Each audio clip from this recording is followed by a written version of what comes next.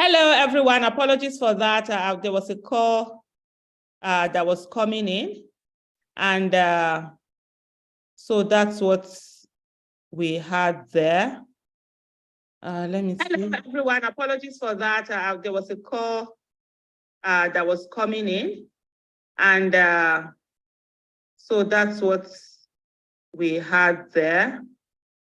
Let me see. Hello, everyone. Apologies for that. There was a call that was coming in.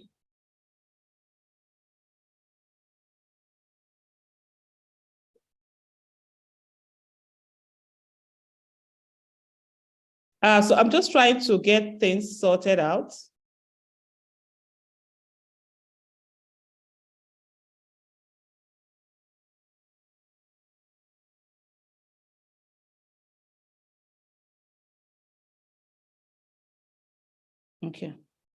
Okay, just trying to get things sorted out. Apologies for that.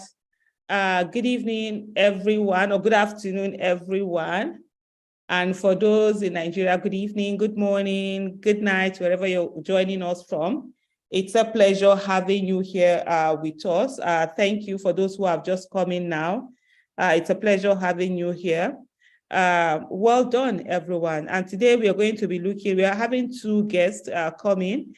We are going to be looking at the what do you call it now? Respondents petition. So there's a petitioner and then the respondent. The person that the petition is on about is the one who responds, and we're going to have those respondents. We have our guests. One of our guests is already here in the house. It's such a pleasure having you all. Well done, everyone. And it's really a pleasure just having everyone here. We will be starting in a bit. Let's try. I see also Dudu, please, can you just help us quickly reach out to Barrister Inibehe and see if he's on, so that we'll quickly start. Otherwise, we'll have to start before he comes in. One of the things that we always respect in our country is on the issue of timing. And I always say it's not fair to punish people who do start early enough and then leave them and not start something. So it's a pleasure having you. I'm making you the co-host. Barrister Mahmud, our constitutional lawyer, is in here. Well done. Yeah, Aisha, thank you for having me.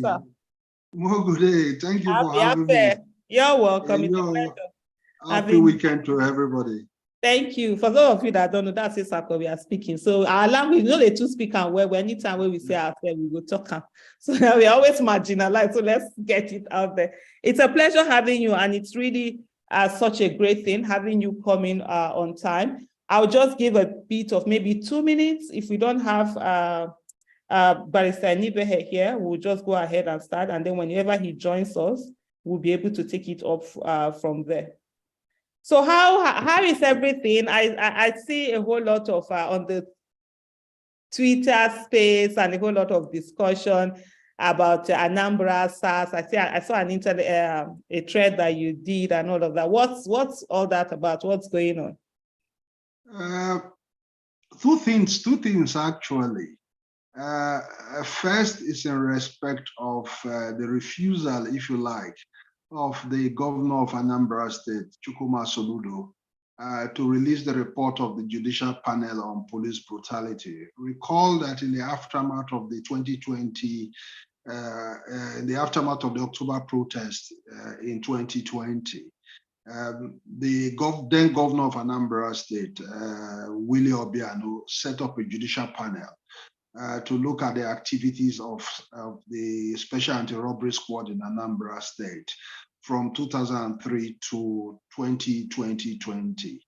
The panel sat between November 2020 and April 2021. And I had the rare privilege of representing. So you're frozen. Okay, you were frozen a bit. I had the rare privilege of representing 12 families at the Judicial Panel in Anambra, and also three families in Imo State, 2 petitions in Enugu State and 2 in Rivers State. So virtually, my law firm represented victims of NSAS across states in the Southeast and some part of the South-South. Unfortunately, when the panel submitted its report, some 3 days before Obiano's tenure ended in 2021, nothing was said by the Obiano government in respect to the report of the panel. But we do know for sure that the report of the panel was handed over to, as part of the transition of power to Governor Soludo in 2021 or thereabout. It's been 1 year and some months. We know nothing about the report. Anambra state government under Soludo has not issued a single statement in respect of the report. But I do know for sure, having spoken to people who were members of the panel, that certain officers of Nigerian police force were indicted, more particularly retired CSP 1-4. So when Sarah reporters published a story today that the Minister of Defense had written the governor of Enugu State and also the Inspector General of Police, demanding that certain local government chairmen in Anambra be given up by the state to the men and women of Nigerian armed forces in respect of gun running. CSP 1-4's name must be mentioned in the report, in the report.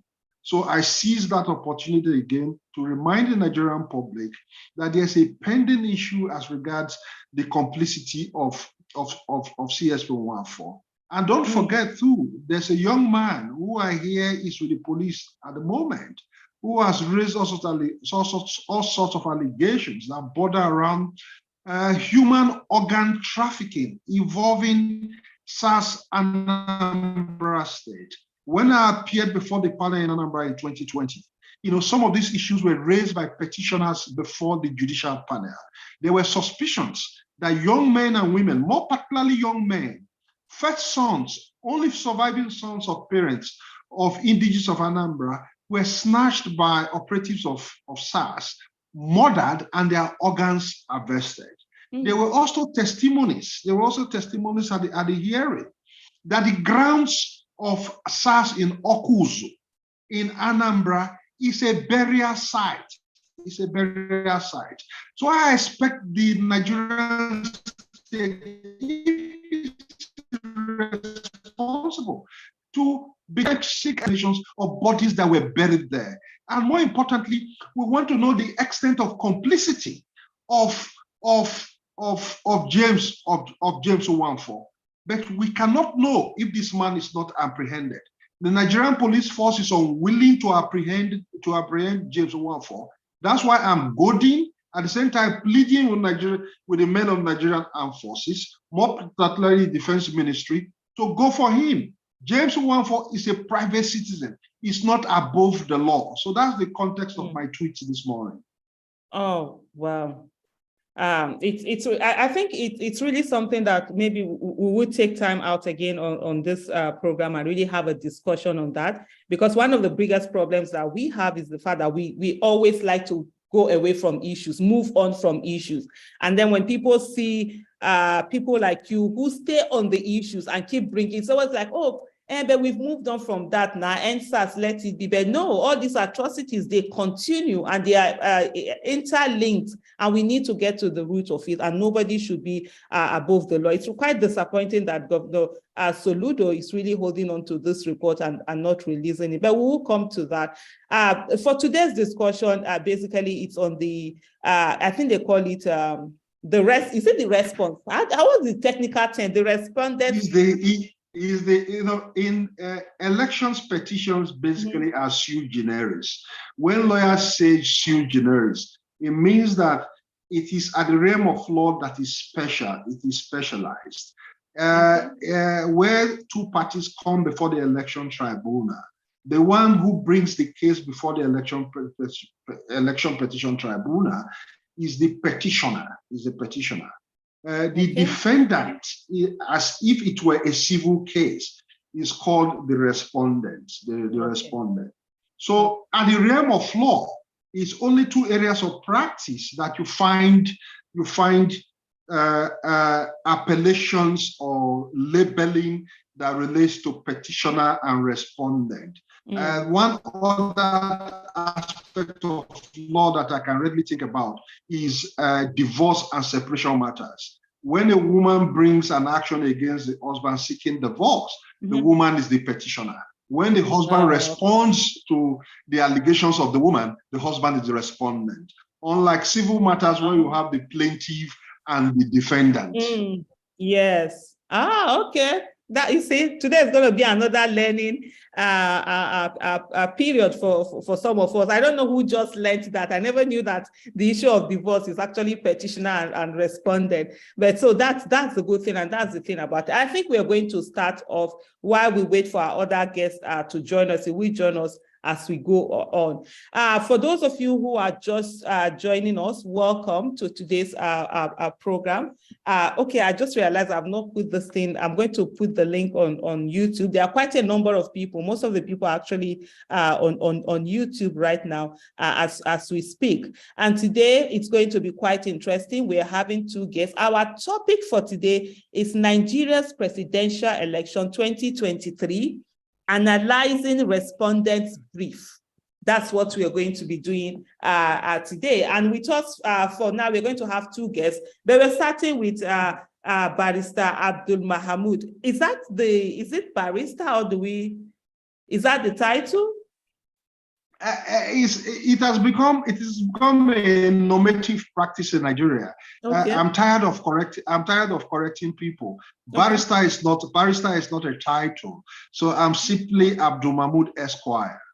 Oh, okay. So that thing that lawyers always add, it's like some of them, if you don't add the barrister, it's almost as if you've committed an offense. So thank you for that correction. So today we have Abdul Mahmud Esquire. He's a Nigerian lawyer, a social critic, columnist, human rights advocate, knowledge worker, essayist, poet, former students' union leader, and activist.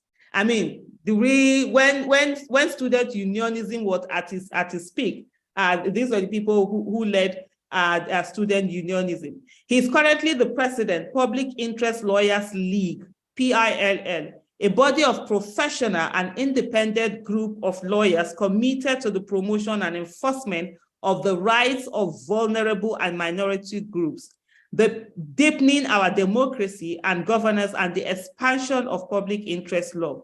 He is a third-generation Nigerian poet whose works appear under the okay, now I'm lost.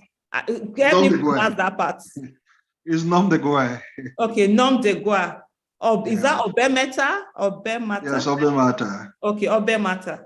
Some of his poems have also been translated into Polish, Lithuanian, and French languages. He attended the Federal School of Arts and Science, Ondo State, and later the University of Jos Plateau State, where he obtained his Bachelor of Laws, LLB honors, and then proceeded to the Nigeria Law School for his Masters of Law, LLM.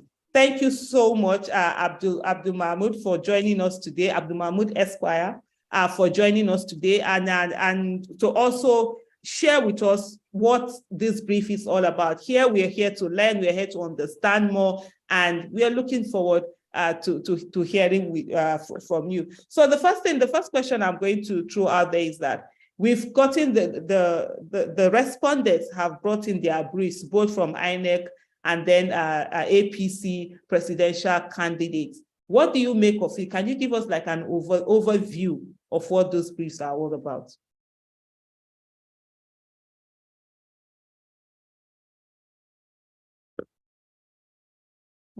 Can you hear me? You're frozen.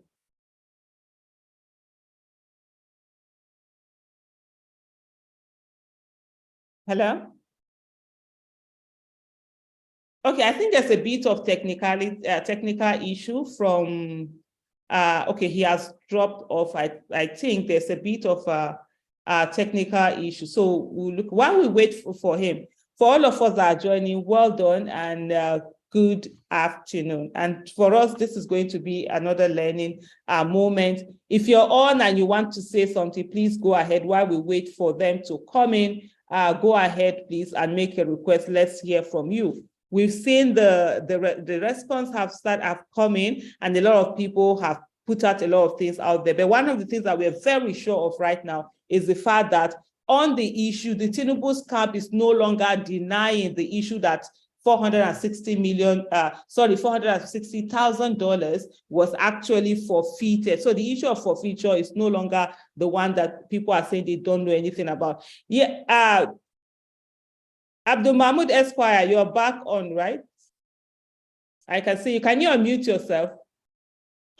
I lost you briefly. I'm sorry, because of the network. Yes, the network has been. So the question was that, can you please give us like an overview? We've seen the respondents, they've brought in their brief. Can you give us an overview of the INEC and also the APC response to the petition that has been served to them? Straight up, we cannot have an appreciation or understanding of the respondents' reply to the petition of the Labour Party and Obi if we don't understand the government, the very foundation, the very heart of Obi's petition. So the starting point for me is what is constitutive of Obi's petition filed before the PET in Abuja. Obi's petition is founded on two fundamental planks. One, the qualification or disqualification of the president-elect or presidential candidate of the APC, Alhaji Bola Ahmed Tinubu, at one level. These ground of Obi's petition is founded on Section 137, 1D of the Constitution 1999. In the course of our conversation, I will go into what 137 is all about. And two, the disqualification, if you like, of the vice presidential candidate or vice president-elect of the APC, Alhaji Shetima, more particularly as it relates to the issue of double nomination as provided for in Section 35 of the Electoral Act. And the second fundamental limb or plank of Obi's petition is founded on the whole argument about the non-substantial compliance of INEC with the provisions of the Electoral Act as it regards the conduct of the February 25th presidential elections. While the second one deals with facts and law, facts and law, or what lawyers call mixed facts and law. You cannot say elections was not, the conduct of an election was not in substantial compliance with the law if you don't found your argument around facts. What are the facts? That elections took place across the length and breadth of our country, on that particular Saturday. Elections were returned in certain polling units across our country. Elections were not returned. Elections were rigged. When you bring criminality into the whole question of election petition, you are raising the bar. And the strictest proof will be on you who is alleging criminality. That's the second limb. But the first limb is not a matter of fact, it's a matter of law. It's a matter of law. And the position of Obi is founded on the whole question of forfeiture that took place in America 29 years ago. The whole business of white powder trafficking and all that. And the order of court of the Illinois court in Chicago that made the order of forfeiture. The argument here is this: does forfeiture fall within the ambit of Section 1371D of the Constitution? The Constitution does not specificity refer to forfeiture. It talks about fines. It talks about fine. You know, can fine mean forfeiture? But we have seen Supreme Court decisions placed in the public space in our country, particularly the Supreme Court decision in which the CJN of Nigeria, Justice Ariwola, read a lead judgment where he basically quoted forfeiture around the whole context of fine. When you forgo something, you know, it comes within the whole business of fine. So that is the entire argument of, you know, of OB. But, you know, if you look at section 137, 1D, you know, and I have always made the argument that the disqualification grounds in section 137.1D is not one. There are 6 disqualifying grounds because each ground is separated by the conjunction or, where it says fine, it says or fraud. When it says death sentence imposed by any court, it says or tribunal. You know, so if you count the number of us in subsection 1D of section 136, you are looking at 6 disqualifying grounds. You know, then if you move further to subsection 1E, where it talks about, you know, the question of fine must have been imposed between a period of fine, between a period of 10 years preceding the elections that presidential candidate is expected to run. And if you look at the beginning of section 1E, for those who have the constitution there, the last word that separates 1D from 1E is a semicolon. It's a semicolon. And after the semicolon, it begins with or.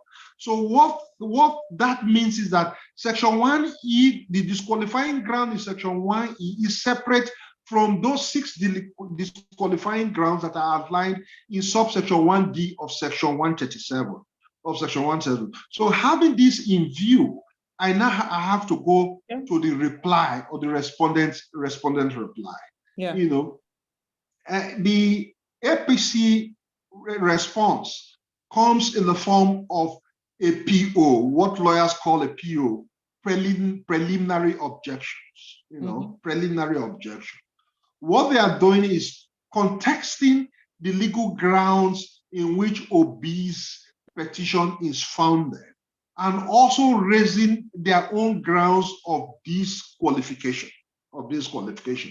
They are invariably saying that by the mere fact that OB left PDP on a certain day, I think 26th of May 2022, and joined the Labour Party 27th of May 2022, and took part in the presidential primaries of the Labour Party on the 30th.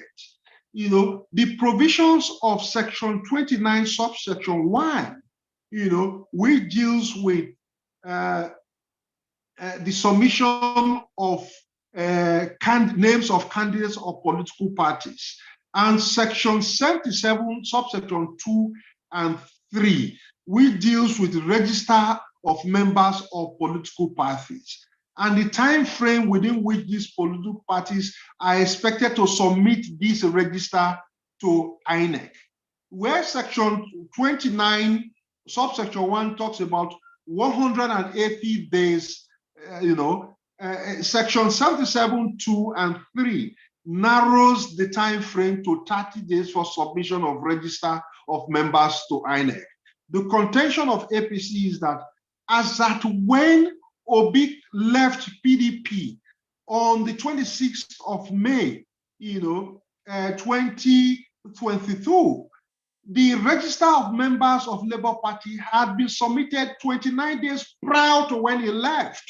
So he was not a member of the Labour Party as at when he ran as an aspirant of the presidential primaries of the Labour Party.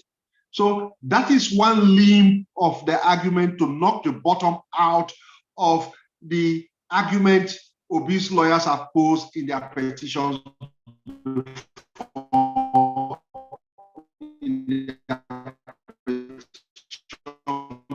before the tribunal.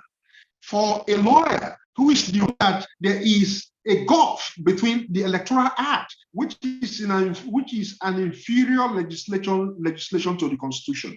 The issue of qualification for presidential candidates, are stated in Section 131 of the Constitution, specifically Section 1C, subsection 1C of 131, which says that for you to become the president of Nigeria, you must be sponsored, you must be a member of a political party and be sponsored by a political party. So the argument that will be posed by neutrals like me, who is not involved in the case in the PEPT, is this: is Section 77, subsection 2 and 3, which talks about register of members and 30 days of submission of names of registers of members to INEC, superior to Section 131(1)(c) of the Constitution. The Constitution says that the qualifying ground, the qualifying criterion, among other criteria for you to become president of Nigeria is that you must be a member of a political party and you must be sponsored by a political party. The question here is this: if you look at the way Section 131 is couched, it is not couched in the context of time. So it is not framed by time.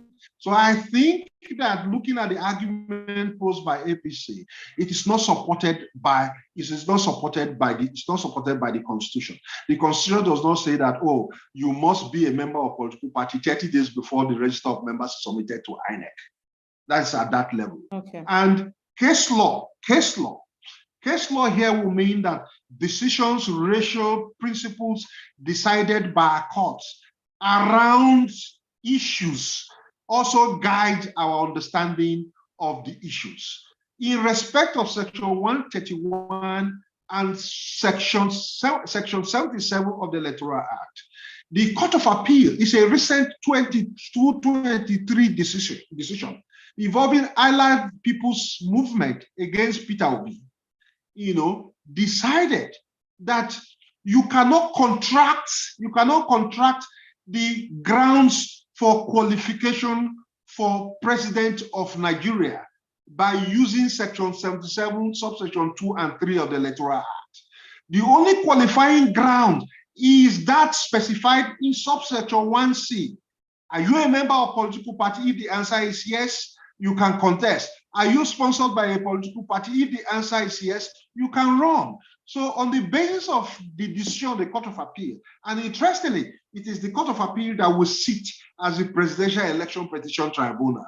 So that aspect of the respondent reply of APC has already been knocked out by a decision, by the current decision of the Court of Appeal. Interestingly, the lead judgment of the APF against Obi and others, was read by the president of the Court of Appeal, who will be sitting, as part of the PEPT. Can I understand the last? You said who will be sitting as what? Yeah, as part of the. As part of the, because you see, okay, the presidential election panel.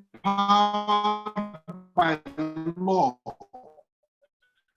to panel those who will hear the election petition tribunal as the PEPT. So the interesting thing, the judgment I refer to now, the lead judgment was read by the justice, who is a woman, who will be impaneling 6 other judges who will sit on the presidential election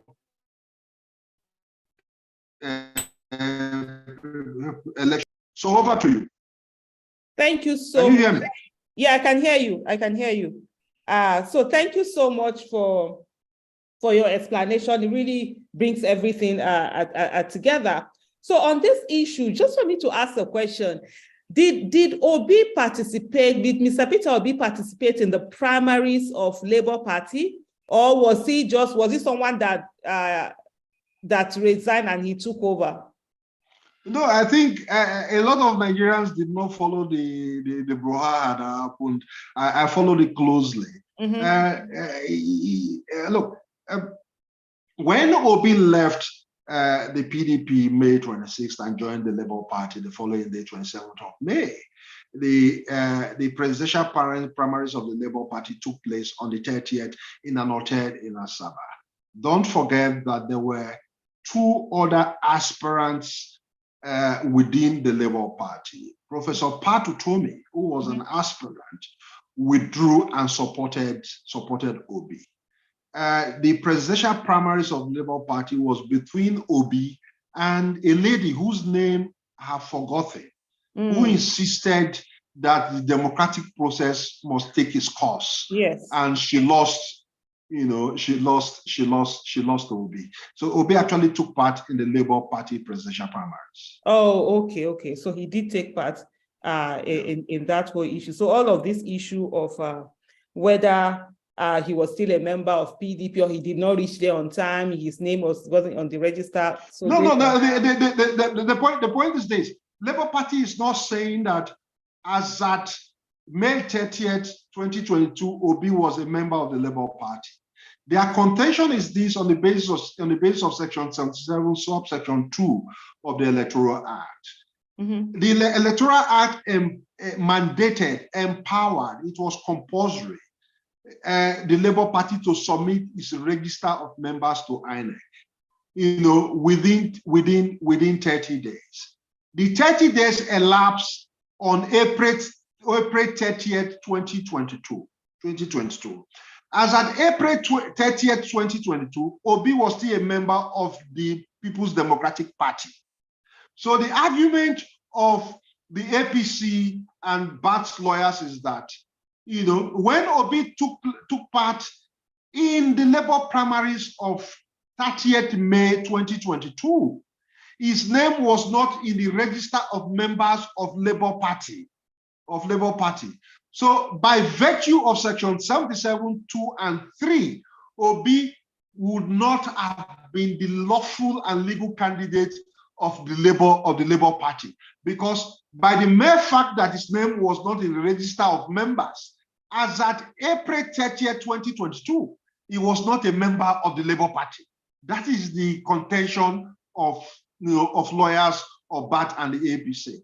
But the point I'm making, on the basis of the Court of Appeal decision, is a recent decision, 2023 decision, that we cannot contract the criteria or criterion for qualification for the presidency, as stated in Section 131C of the Constitution. The Constitution says you must be a member of a political party, and that political party must have sponsored you.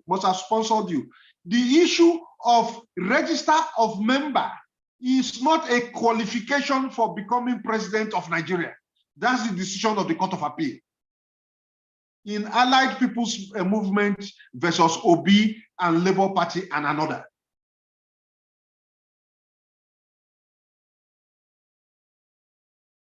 That's quite great to hear. Thank you so much, the great oracle. Even though you say you are Abdul Mahmud Esquire, on YouTube, all of them are just like the great oracle from the sanctuary. So as I'm flowing, the Sanctus Sanctorum. Forgive me if I keep going there, because that's what they're really talking about. So apologies for those of us who are watching. Mr. Barrister, why did I even say Mr.? So I'm a bit confused now. Barrister Inibehe might not be joining us. He has a bit of an emergency he has to tackle with that has to do with one of his clients. And then he did say he will try and join, but I've said to him, please, it's okay. Let him go on and deal with those issues. This election petition issue, they are very time sensitive. So he needs all the attention he needs to put in there. So we might not be seeing him today. And also there was a bit of mix up where a link that was sent in, today's link, I sent in the last week's link to some of this out there. So apologies for that also. I'm trying to send in the right link for this particular program. Do please, if you can unmute yourself, are there questions from YouTube that you can give us now? Because I'm just trying to do quite a bit of some other things. And also for those who are listening, if you can drop some of your questions right now, we'll go ahead in the chat and read them. Let's check. Yes, you can send in your messages through chat. It's been quite educating and quite interesting listening to Abdul Mahmud Esquire, really on this particular issue. What is it about this? Can you give us more on this issue of burden of proof, where we have, who is the burden of proof on in terms of, hello, can you hear me? Yeah, I can hear you. Yeah, I switch off my video because the network is playing up. Oh, okay then. Yeah. On this issue of the burden of proof, can you just give us a bit more, throw more light on that? Who is it on? Is it on the petitioner or on the respondent? Well, we have to refer back to the general burden of proof as we know it in our legal jurisprudence. What I mean here is this: whoever is asserting has the burden of proof on him. If I say that Aisha is not a married woman, she's a single parent, against known facts, the burden of proof that Aisha is a single parent is on me because I'm the one asserting. So in the context of the petition before the tribunal, some of those issues around qualifications that Obi's lawyers had raised in their petition before the tribunal, the burden of proof is on Obi, because he's the one asserting. Take for example the question of double nomination of Shetima against Section 35 of the Electoral Act. Obi is saying that as at 14th of July 2022, when Shetima was nominated as a vice presidential candidate on the joint ticket with BAT, he was still a senatorial candidate of the APC in Borno Central Senatorial District. And Obi's lawyers are relying on a letter. And the burden of proof is on Obi's lawyer to assert the fact that there was actually double nomination as at 14th of July 2022. And if you look at the petition raised by BAT and also the respondents' reply raised by BAT and also the APC, Inibehe is here now. I've just admitted it. You will see that APC has rebutted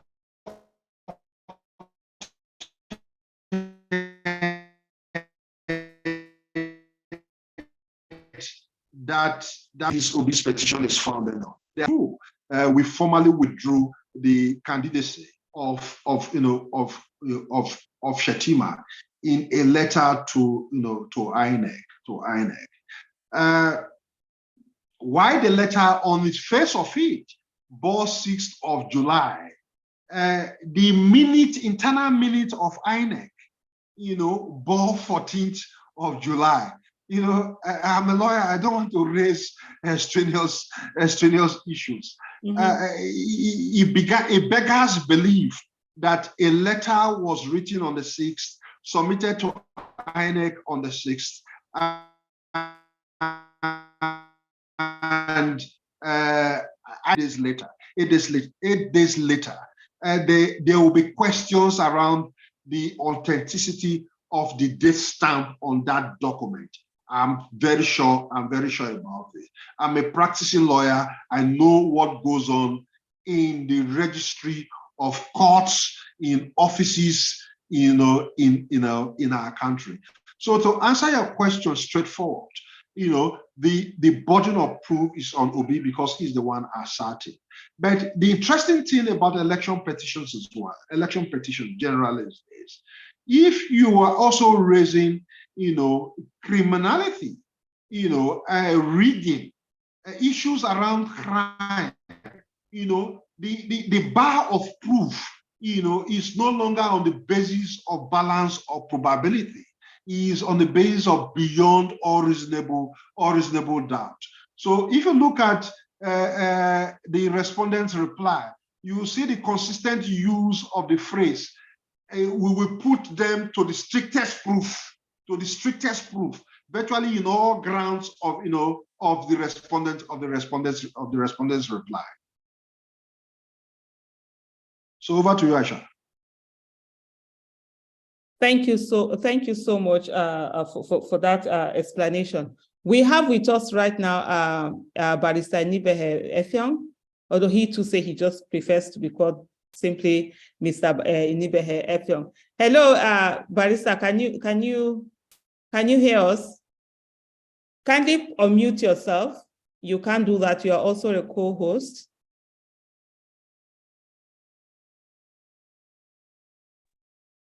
Yeah, okay. I can. I okay, can hear you. Fantastic. Well done. I had earlier given apologies, and I even told them that you probably will not be joining us because I did send you a message. I say just concentrate on the thing that came up that you need to focus on. But of course, knowing this is what we talk about, integrity, being consistent, and people doing, when they put their words that they're going to do something, they make sure they do it. This is what it is all about. So I'm really happy that you're taking time out to join us now. Thank you and welcome.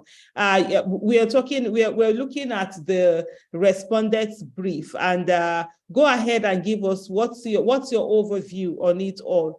We also have with us today the great oracle himself, Abdul Mahmud Esquire, joining us. He has been giving us, he has started with his own overview. We'll be talking about it. So welcome and join us, and let's also have your overview. In the meantime, we'll also have questions coming in from our listeners and also our viewers, and I will pass those ones on to you. Yeah, again, I apologize. I had planned to be part of this engagement from 6. However, I have a client who is participating in the House of Reps supplementary election, and some issues have arisen in the course of the process today, for which my response was required, which I had to respond to. And then, quite regrettably, I have quite a limited time because I had also coincidentally accepted another engagement from 7. So I had thought I could spend an hour today. I don't know how I'll be able to navigate that, but just quite briefly, and again, I welcome the great oracle. I sadly I could not listen to your interventions, but I trust that they are quite robust as usual. I have examined the issue.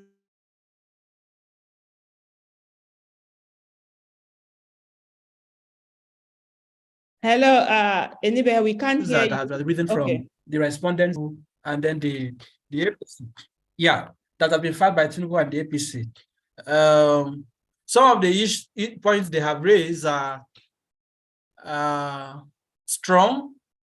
The fact that a point is strong does not necessarily mean that it will succeed in court. It is just that they are germane. They are not objections or issues that you can just dismiss by a wave of the hand. Some of them are just basically activated to distract the petitioners and also create some sort of credibility crisis for the election petition, even though I do not see how those objections can fly. For example, the issue regarding Obi's alleged belated membership of the Labour Party. I don't see how that is even a matter for them to bother is a second on. I don't see how that can be countenanced at the tribunal. I will want to see how the Court of Appeal will respond to them. But my assessment is that that is basically done to distract the petitioners. One, because the issue of membership of a political party, the Supreme Court has said repeatedly, it is internal affairs of the party, right? It is not the business of outsiders or non-party members to complain about it. And even where there should be a legitimate complaint arising from any provisions of the party constitution, INEC guidelines, the Electoral Act, or the Constitution, such complaints must be brought within the purview of a pre-election matter, which must be filed within 14 days. Again, that can only be done by an aspirant who participated in the primary that to be contested in and became the candidate of the Labour Party. it is not something that can be activated by outsiders or people who have no stake in the matter. So I see that as a distraction. In any event, the provision of the Electoral Act that they have cited does not support the argument, because it says that a party shall submit the list of its members to INEC 30 days before primaries or congresses. It does not say that after that time, the party can no longer admit new members, or that the new members will not be eligible to contest in the primary to become the candidate of the party. It does not foreclose that right. What the Constitution says is that one should be a member of the party and be sponsored by that party. And it is the party that determines sponsorship. So I don't see how this is the business. One, APC doesn't have the locus. Tinubu doesn't have the locus to argue on that. And even on the merit, for me, the argument is a non-starter, really. It is a non-starter because what is the issue? What is the complaint about? That is not a member of the Labour Party. Are you the one to complain about that? Mm-hmm. So I don't see how that is a problem. And political parties, even if we are to look at the merit of the argument, parties have the right to grant waiver to anybody to contest on their platform. You don't need to be a member of that party for any definite period. The party can grant waiver. So if the party says, this is our candidate, this is our member, and you said no, because your name is not in the register that was submitted 30 days before primary, you cannot be the candidate of the party. That is stretching the argument beyond what the law can, what is legally permissible. So that is about that. Okay. The other issue about not joining article, I think that is just not joining article in the OB petition, and they have also made the same argument against article that they did not join OB. I think those are just, I think that is another, interesting argument, but I don't see how that really matters, really, because INEC is the one that conducts election. And the areas where votes have been, where the petitioners have made complaints regarding the votes that were recorded, right? The law does not say that in a state, for example, I read where Tinubu is complaining that why it will be complaining about results in states that he did not win. The law does not say that the petitioner should concentrate on states that the man or the person candidate returned elected won. No. Any state where you believe that what you should have been due to you in terms of votes was not given to you, recorded for you, you have the right to challenge it. Otherwise, the implication will be that a petitioner has to join all the presidential candidates and political parties. You cannot make a special exception for article, and you don't make it for the AAC, you don't make it for the other political parties. Therefore, all parties, all the 18 parties, all the parties that had candidates must be made parties to an election petition. That will make nonsense of the entire process, because those parties also recorded votes. The law does not say that you should challenge votes from a state on percentage basis. I don't know if you get me. Yeah. So it is not a question of saying, oh, Article 1 in this state, why am I being challenged in those states? No, that is not the basis. That is not the basis. And recall that in our previous engagement, I took time to explain the disparity in law between lawful votes and majority of lawful votes. If votes one can have a majority of votes, but those votes may not necessarily be lawful votes. So these are the issues. I see that those objections on those two grounds as just very distracting. I don't see how those ones are going to fly. The one that is a bit strong is the one regarding the allegation of drugs or Tinubu's indictment in the US.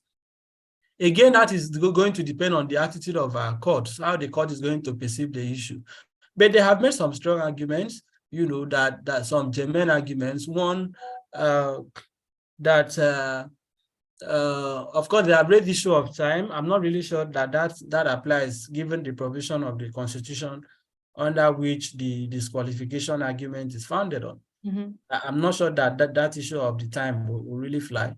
But they have said, the Tinubu and the APC have raised some issues on why that should not be used against them, that the forfeiture is not a fine, it is not this, it is not that.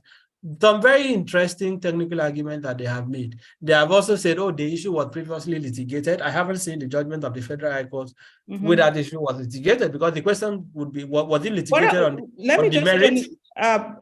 Inibehe, what about the issue of the AIT issue? Is that part of what they're talking about? When that accusation had come in and then they went to court and yeah, that is why I'm saying that. Case. No, that is why if I don't think is that one. The one they have referenced, I think, is the 1990 something judgment, 1999 or 2000. I haven't seen it. I don't know what the facts were, what the issues for determination were, or the outward decision of the court. But let them produce the judgment, and we are going to look at it and see whether the judgment was on the merit, and whether it was raised as the basis to disqualify him. Because those are two different things entirely.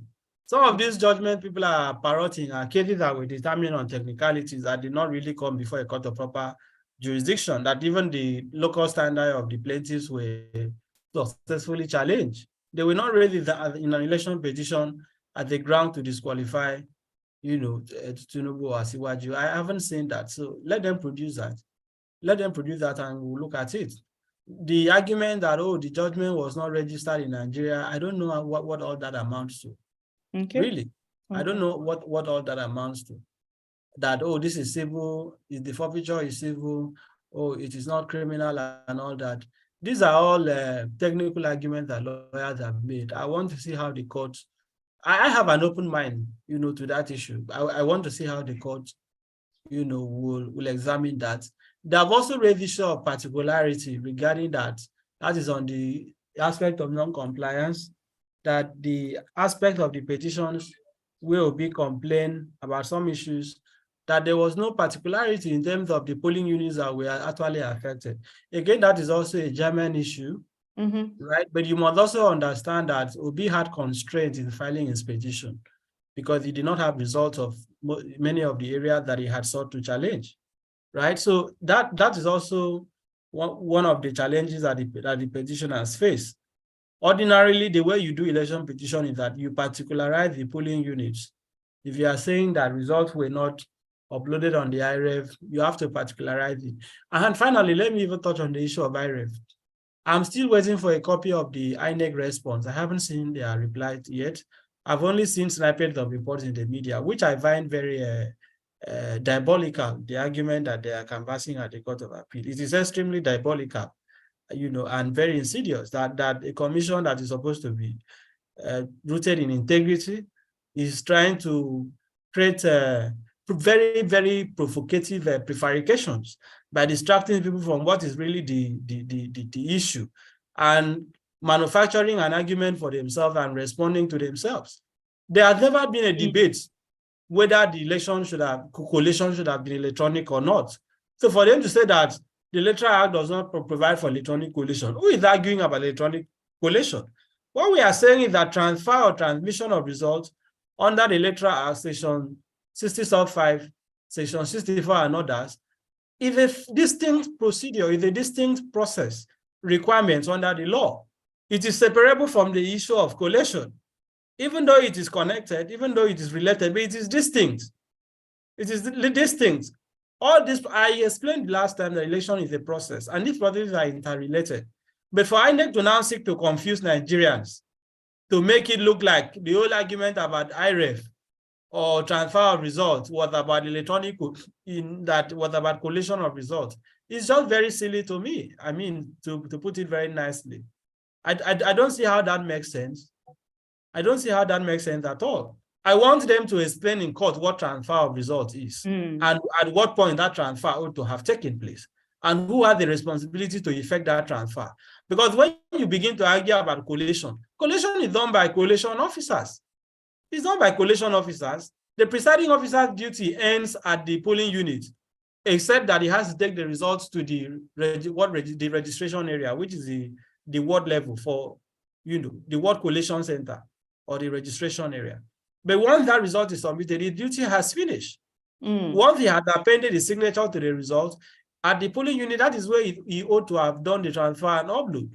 So for them to now make it look like the whole argument about IREF, about electronic transmission or transfer or whatever is about collation, and they say, oh, it is manual collation that is recognized under the law. INEC is just trying to confuse the court and the public. That is how I see it. And I hope the petitioners will very clinically and distinctly distill this attempt at prevarication that INEC is indulging in. Okay. Okay, thank you so much, Mr. Inibehe.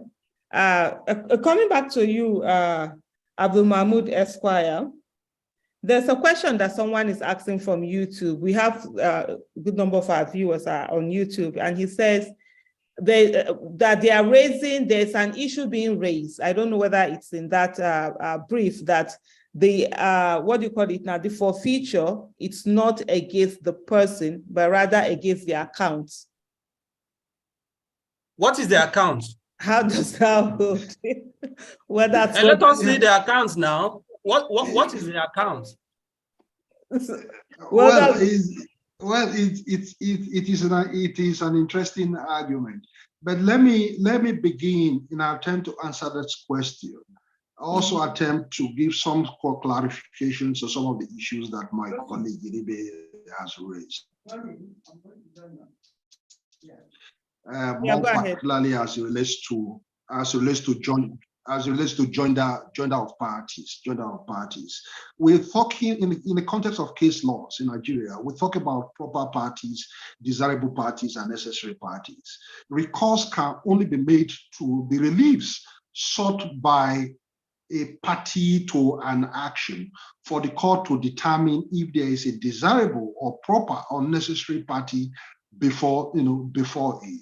I find the argument of the APC and BAT lawyers rather intriguingly strange, because the necessary party before the court in the petition as put out by Obi's lawyer are APC, BAT, and INEC, and the reliefs that Obi is seeking is against these three respondents, not against Atiku. So the argument posed by BAT lawyers are against the weight of case law. And two, perhaps Inibehe has not read the recent judgment of this same Court of Appeal on APM versus Obi, where the Court of Appeal, per the presiding judge, Justice of the Court of Appeal, held that on the issue of qualification for the office of the president, recourse can only be made to Section 131 of the Constitution, or the disqualifying grounds as specified in Section 137 of the Constitution. The question of whether a member's name is on the list of register of members is not a qualifying ground as stated in Section 130 or 131.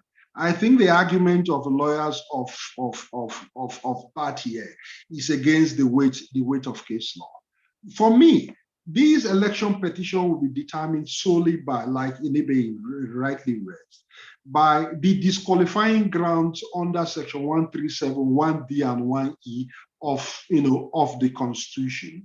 BAT's lawyer made a heavy weather in the argument around whether there's a distinction or not between forfeiture or fine, whether a limiting time bar exists under subsection 1E of Section 137 of the Constitution. Like I've always argued, perhaps recourse, I'm not sure Section 137 has been interpreted by our courts. Perhaps we may have to go to the Indian Supreme Court and look at the pregnant distilleries case, where the Indian Supreme Court held that, where semicolons and conjunctions and disjunctions are used, they form internal aids for interpretation of the statute. So in interpreting Section 137, the Court of Appeal and perhaps the Supreme Court, when the matter goes upstairs, will have to look at how semicolon is used, how conjunction is used by the makers of the Constitution. The argument that there must be a limiting time date or time bar. So the question of fine is neither here nor there. My argument is that subsection 1E of 137 stands alone from those disqualifying grounds stated in section 137, 1D. And the question my friend raised on YouTube is an interesting question. And we do hope that the court will look at the issues before it, distill them, and come out with a judgment that meets with the expectations of Nigerians. Nigerians are holding bated breath, and we're looking up to our courts. Thank you. Thank you so much for that. In the chat group, Mr. Inibehe just said he had to run to the other commitment that he has. We thank him so much for joining us today, for still finding the time to join us amidst all the things that have happened. Please, if anyone here on Zoom would like to ask any question, kindly go ahead and raise up your hands. In the meantime, we have quite a number of questions that are really coming in from the YouTube viewers. Dudu, can you please unmute yourself and give us some of the questions from there?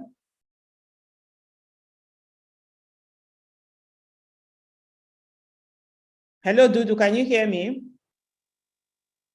Yes, I can hear you. Okay, go ahead.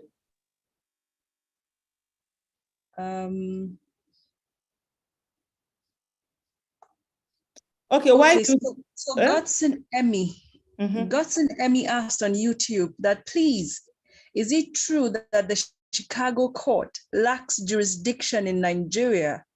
Hence, the Chicago drug case of BAT would not be considered? Okay, thank you so much. Abdul Mahmud, Esquire. I don't have the Constitution here, but extemporaneously I can refer to is there a particular place you want us to check? Yeah, I can read yes, look at section 1371D and just read it out for me. It talks about death sentence or conviction imposed by a court or a tribunal, and goes ahead to talk about fine for the offense of dishonesty. Each disqualifying ground separated by the conjunction or. But when you are going to the end of section 1371D, where it talks about let me read it out. Let me read it just read it out.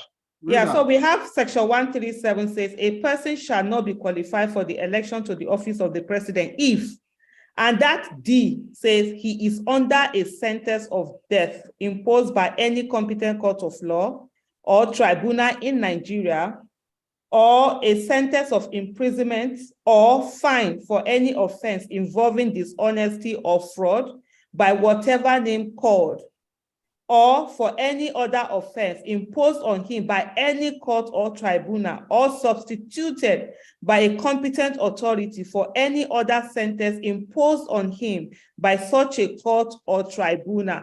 Then it says or, and there's E. Should I read the E? Yes, let's stop there. Just stop. Before you get to the terminating point of subsection 1D, it talks about fine for any offense imposed by any court. The phrase any court was used twice. First, in respect of conviction and sentence, death sentence imposed by a court in Nigeria. That subsection 1D was specific. Sentence for death imposed by any court or tribunal in Nigeria. When you are going to the terminal point of subsection 1D, it talks about, for fine, any offense is omnibus. It does not specifically mention the offense. It relates to every offense that relates to dishonesty. It could be 419. If you look at section 4110 to 433 of the criminal code, I don't have my CC here. It specifically states out, offenses that relates to dishonesty. But the Constitution says for any offense imposed by any court, it could be any court in Yugoslavia or in Slovakia or in England or the United States. So the whole argument of the APC lawyer is unfounded on the basis of section 1371D. What they have done here is to lump the entire disqualifying offenses stated in subsection 1D together. My argument is that they are separated by the conjunction or and also by semicolon, semicolon. And Inibehe also highlighted a point, which they raised, that in any term, even where we concede and we are not admitting, the judgment civil forfeiture order that was made by the Chicago court was not registered in Nigeria. That argument is also unfounded if we travel to a small piece of legislation called Foreign Judgment, Reciprocal Enforcement Act of 1961. If you look at subsection 4, subsection 1 of that act that I refer to, it says that where the order or judgment has been wholly satisfied, the order of the Chicago court has been long wholly satisfied. Money were forfeited from Bat's account. So the judgment or order need not be registered in Nigeria. But don't forget, the civil forfeiture proceedings in United States arose from a crime.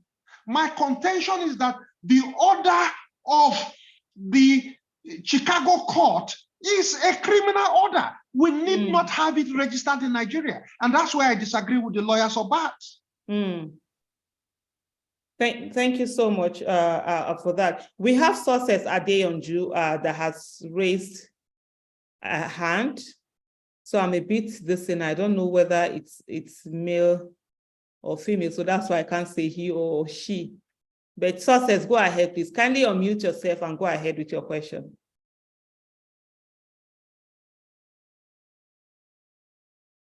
Hello, sources. You're still muted. Can you unmute yourself, please?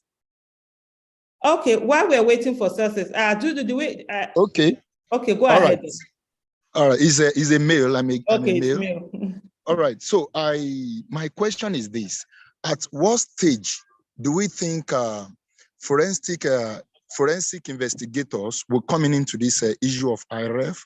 And if this will come up, who is going to be the driver? Is he the Labour Party that will be the driver, that will be the one to initiate it, or the court?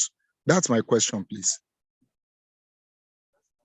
Thank you so much. I think Abdul Mahmud Esquire just explained to us that the burden of proof is actually on the petitioners themselves and not the respondents. But let me hand over to you. Let's hear from the horse's mouth. Well, I do not think that Obi's lawyers will go to the extent of placing a subpoena on the court officials of the South Illinois Court in Chicago to give some testimony or testimonies to the Presidential Election Petition Tribunal. We are dealing with documentary evidence here. Obi's lawyers have uploaded the decisions and judgment of the Chicago court. Nobody is denying the authenticity of the document itself. Where oral testimony will have to be adduced will arise where there are arguments around the authenticity of the document, or where conflict exists between the arguments of Obi's lawyers and those of BAT lawyers. I think within the realm of election petition, don't forget that election petitions are generally sui generis, and they are time barred. We are dealing with 180 days. 180 days started counting, some few weeks ago. bringing foreign expert to give testimonies for me will be time, will be time consuming, if not time wasted. But bad lawyers are challenging the government of these arguments, and they are, of course, posing judgments which Inibehe earlier referred to. Judgments as relates to the question of qualification of Bat as governor of Lagos State in 1999. And they are also relying on the letter written by a legal attaché of the United States Embassy to the then Inspector General of Police, when this whole issue of Bat's connection to drug trade in the United States was raised in 2001, 2003, or thereabout. So these are documents, legal documents, recognized by Section 87 and 88 of the Evidence Act. They become public documents. The court will have to take some judicial view of these documents. I hope I've answered the question. Success, by the way. Success question. You didn't answer the success question. Success question is on IREF and forensic investigator. Oh, IREF, yeah. Oh, okay. Sorry, Success. I misconstrued your question. Yes, he's directly in the IREF. Look, I think we have to go back to the decision of the Court of Appeal in respect of Adeleke and Uyotola. We'll be dealing with three issues here, rolled into what exists as primary source, what exists as secondary source, what exists as synchronization. These were issues that were dealt by the Court of Appeal in Adeleke's case. The information uploaded by INEC officials through beavers, to IREC remains the primary source or result of an election. The results that were received at the back end, which we refer to as IREF, is described as the secondary source.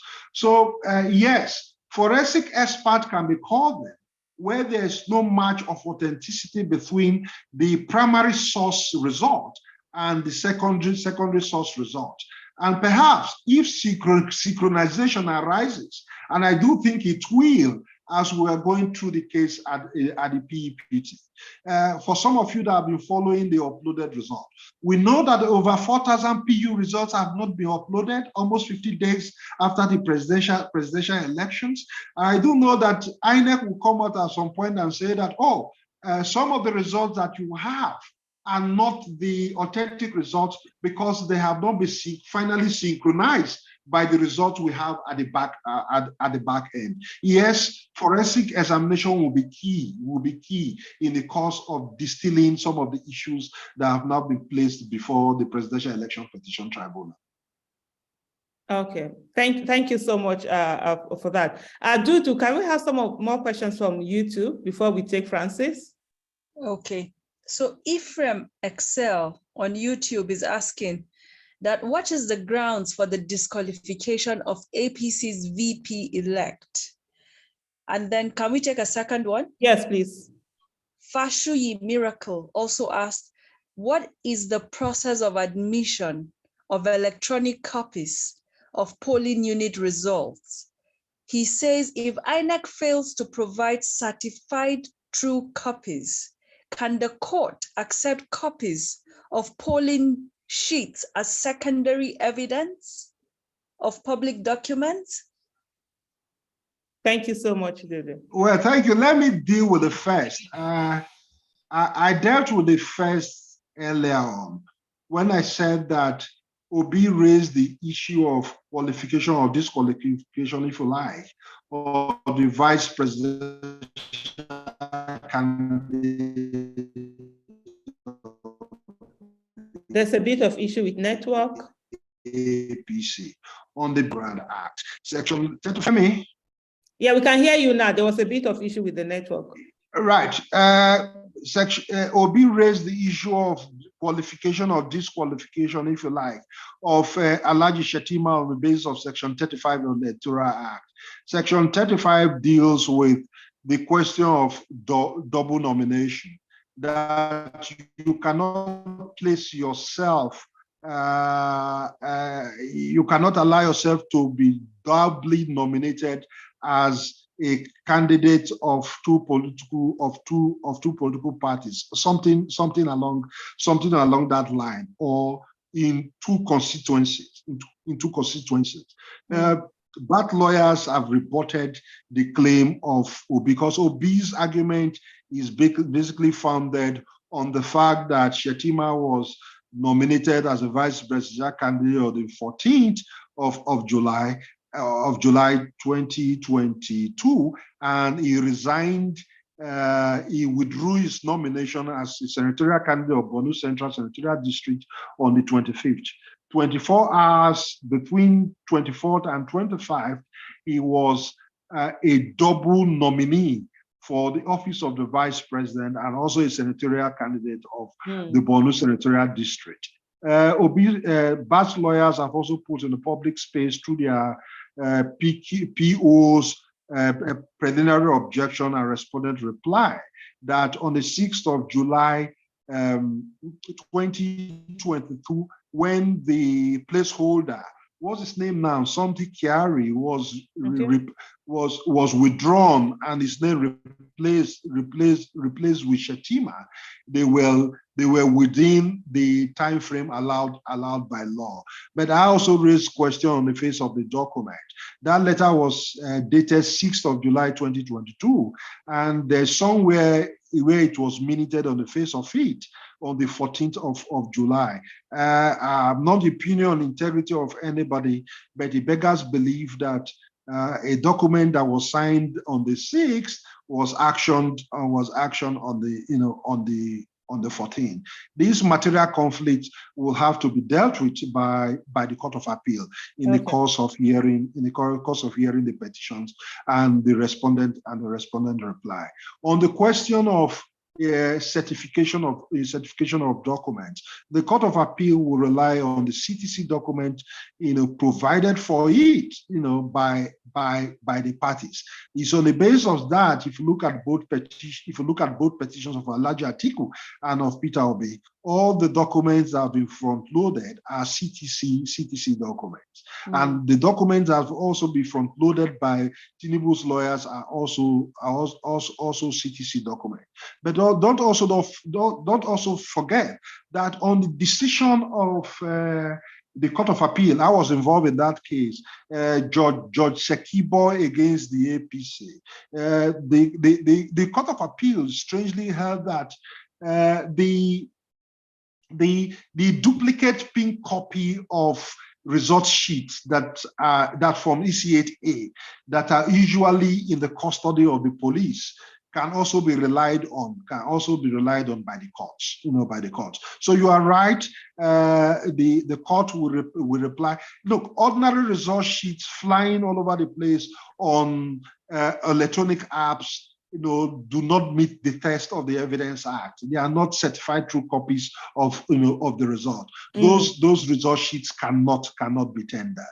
Okay. I think the last time we had this conversation, that was also what Barrister Inibehe had said. Those results cannot be used.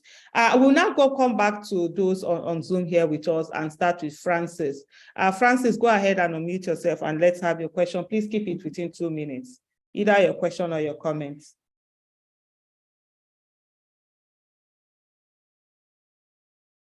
Francis, can you hear me? Are you?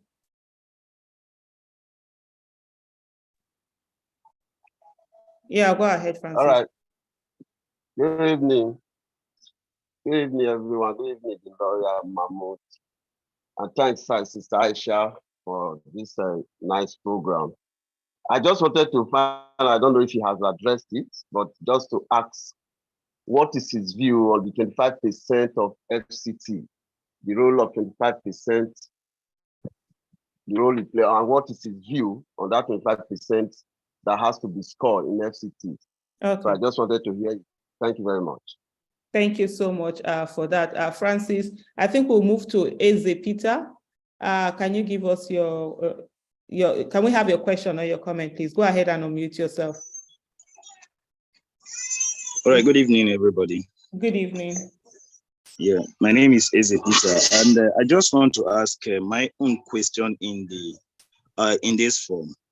The alterations that exist on some of the resource sheets, because I actually served as a coordinator of polling agents in one of the local governments. So, and when the resource sheets are being collected, we understand that there are alterations on the resource sheets, like cancellations, like using T-Pest to alter result sheets. And then I am asking, what is the loss stand, especially when the alteration is not countersigned? What is the loss stand on this kind of alterations? Thank you. Okay, thank you so much. We'll take the hands raising that, then we'll come to our guests to answer those questions. Abraham, can you please unmute yourself? Hello, Aisha. Hello, Mahmoud, and hello, Barrister. I don't the third gentleman. Yeah, Mr. Aisha Inibehe. It's a pleasure to talk to you as always, Aisha. You're doing the Lord's work, as I often tell you. You're doing the Lord's work. I'm gonna be brief with my question. To the two barristers in the house, I have two questions.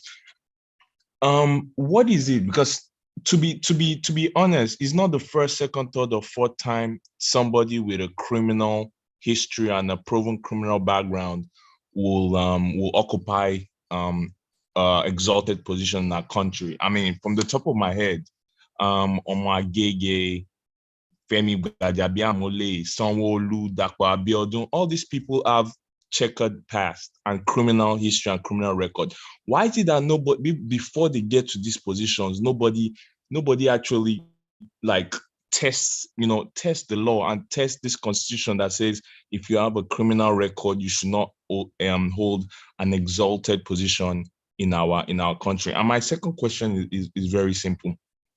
I'm not a lawyer, but haven't read through the response of the All Progressive Party. I actually put their response in the AI, and I found very, very numerous contradictions, double speak. I don't understand. Like from that document, what's your assessment if you give it a score of the response? To me, that response was a D minus, something that looks like it should have been written by a second or first year law student. That does not inspire me. Like SCNs put their name to that. I'm sorry, but that's a laughable document for response. I'm trying to get your grade on it because there are so many contradictions there. It's funny. Thank you very much. Thank you so much. I'm going to take the final one before we go back to our guests to answer, and that's success. You've spoken before, and that's why I kept it. So I know I lower your hand, so I know this is a new hand being raised. So go ahead, please. Let's hear what is it? What comment or question do you have? Okay, thank you very much. This is not success, although we are like a family here listening to the whole conversation. Oh, this is a new person? Apologies. Yes, I'm so sorry. My name is Dr. Peter Ebuatu. Okay. We are just. So let me understand, but you're using sources, using the same device. I'm using Success phone. We are just like about 10 of us listening through Success phone. Okay, go ahead then. So it's like a family thing. Okay. Now, Dr. Peter Ebuatu is asking a question. The question is simple. Why is it taking our legal system up to now to even address any of the issues raised in the petition? Why would it take this long when someone as highly placed as Olisa Bakoba has stated that it can just be resolved within 7 days? But here we are speaking and talking grammar, and then time is passing. And before you know it, they'll start labeling somebody that you are committed treason because you don't want anything to happen that is unconstitutional. Why is it taking this long? Can't we get it done in a jiffy? And then if those that we can resolve immediately, we'll resolve them. Those that needs evidences to prove, that one can be waiting. But the ones that can be resolved now, like issues that has to do with the constitution, can be resolved in a question of 2-3 days. Olisa Abakoba spoke so much about it. That's the question I want to ask. Thank you so much. So we will go to our guest now. And yeah, Aisha, I have had a bundle set of. I have them written down, so I can always start from. Let me start with the first, in respect of Francis, right? Yeah, in respect of the geographical distribution of votes around 25% of 36 states, and the argument has always been the. Mr. Mahmoud, your network is acting up. Oh, it's really bad now. We can't hear you. Hello, can you hear us? We can't hear you.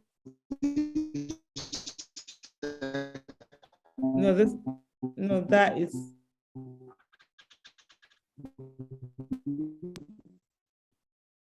Hello?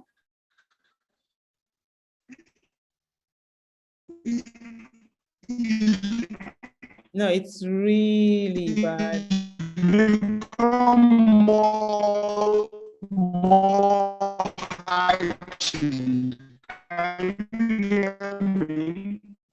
Dudu, please, can you reach out to Mr. Mahmoud and tell him we can't hear him? His network is really bad. Yes, I'm trying to do that. Yeah, I'm trying to mute him. I don't even know why I can't mute him, so that we can get. No, it's really bad. I can't even see him again. Has he dropped off? Yeah, I think he has dropped off. So we'll try from the back end to reach out to him and get him to come back again. But while we're waiting for Mr. Mahmoud to come back in, I think I would just take a bit of the last question that was asked by Dr. Peter. Initially, so I was actually right, because I knew that Success had asked the question before. That was why I made him, though he wasn't the last. I made him last because he had the privilege of asking that question before, although later to find out that it's a completely different person that was asking a new question. The question that Mr. Peter had asked was, why is it taking this long for the courts to do what they need to do for the judiciary to act? And I think the simple answer from my own end of the wheel, I'm just a lay person, like the lawyers who always say, I'm not a lawyer, is to say that it's because the law allows it.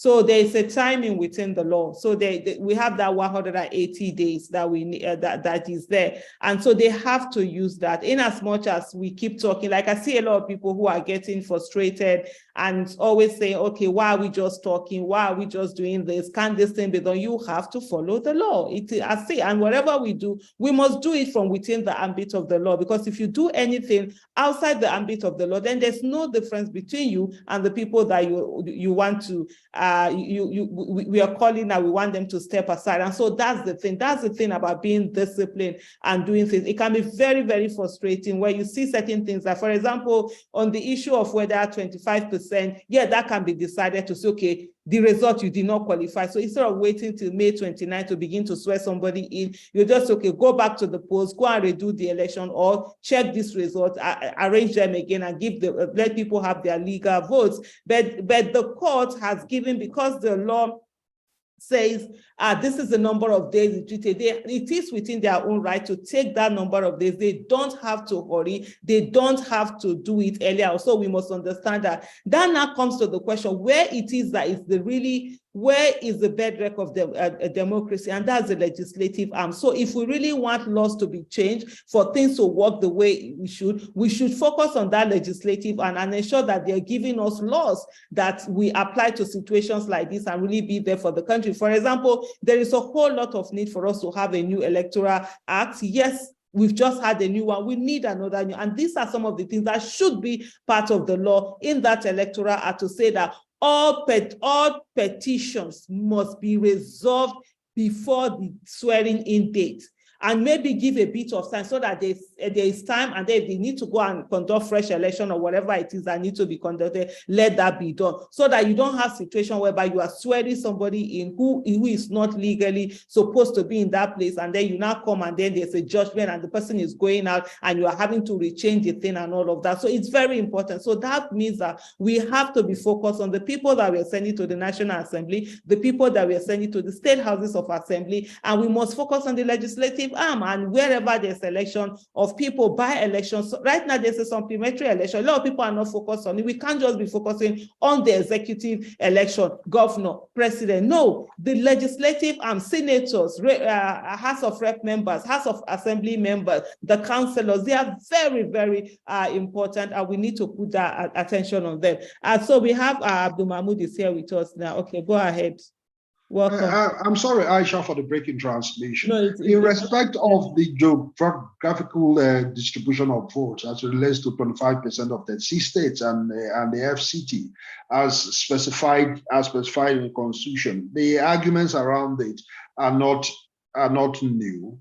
Mr. Mahmoud, can you please start your video so that we can spotlight you and bring you in here? Even if you need to off it later again, even if you start, let me just, I think I need to have that video on to be able to bring you to the center.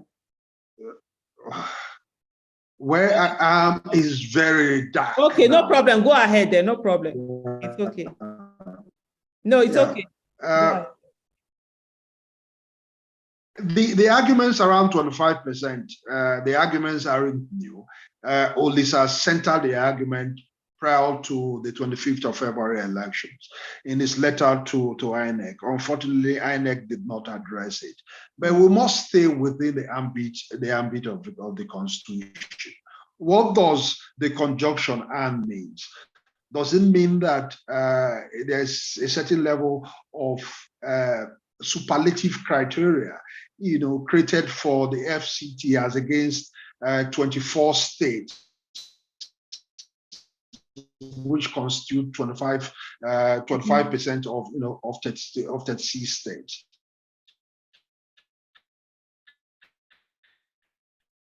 Hello. These are arguments that the Supreme Court will have to. We must go back to the 1979 imbroglio or saga around this same particular issue and ask ourselves, what was the mischief the makers of our Constitution tried to create when they inserted this provision in the 1989 Constitution? 1989 Constitution was a stillbirth Constitution. It did not come into operation because IBB, as Maradonic as it was, during his years in power, started playing Nigerian politics like a piece of football. Like a piece of football. And it's that provision that was further taken into the 1999 Constitution. We've not had a test of it because presidential candidates that we have had between 1999 until 2019 scored 5% in FCT. So it wasn't an Court of Appeal looks at what "and" means in that, in that provision or section of our Constitution. But one external aid that will help the Court of Appeal in coming to its decision is to look at what lawyers call the legislative memories, or legislative memory. What went into the discussion, into the conversation of the National Assembly when that section of the Constitution was drafted. And by looking at the legislative memory, we will have a sense of commitment, a sense of intention or intendment of the drafters of the Constitution.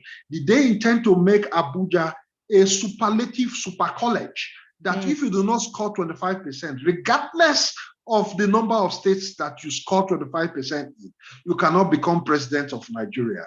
I side with those who argue that you must score 25% of the C states in our country, and also very imperatively score 25% in the FCT.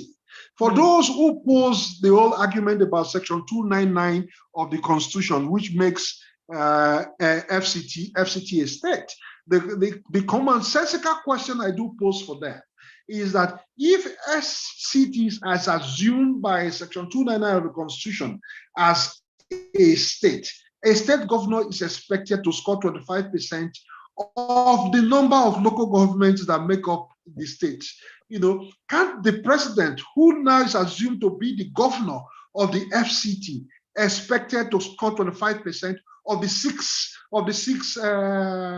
municipal councils that make up FCT? So the argument of those who say that no, you don't need to score 25% is neither here nor there. That is one. Then at another level, the whole question of criminality of public servants in our country. Yes, Nigerians are not doing much simply because we are also hampered by the ways and manner our laws are drafted. If you want to raise objections, for example, on the issue of qualification of that, the commentary is, are you an aspirant in the primaries in which Omo Agege has taken place? So it does not create that right and privilege for ordinary Nigerians who have this fact within their knowledge to approach the court and say, no, Oga, this man, when one become senator or member of House of Reps or governor or legislator in the State House of Assembly of my state, not thief. They don't catch him for stealing before in the US or in the documents verifying the facts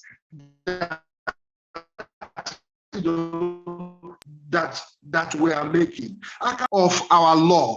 If you don't establish some bar, you will be opening up a floodgate where every Tom, Dick, and Harry, meddlesome interloper, busy bodies will be running to court with the most frivolous, allegations against individuals. I think it is for this reason that the law has created some specificity as regards, the requirement for challenging people's,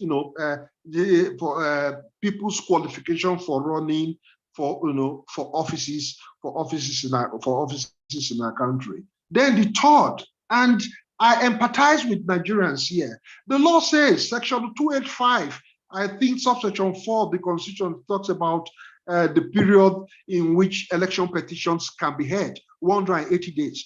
Nothing stops our courts. Nothing stops our courts to conduct and hear proceedings and hearings of election petitions within 7 days of that 180 days.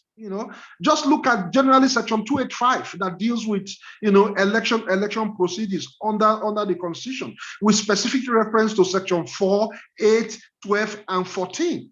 But we do know for sure that in our country, and I'm very sorry to say this because I'm a lawyer, the way power is structured in post-colonial state like ours, power always trumps law, always trumps state institutions.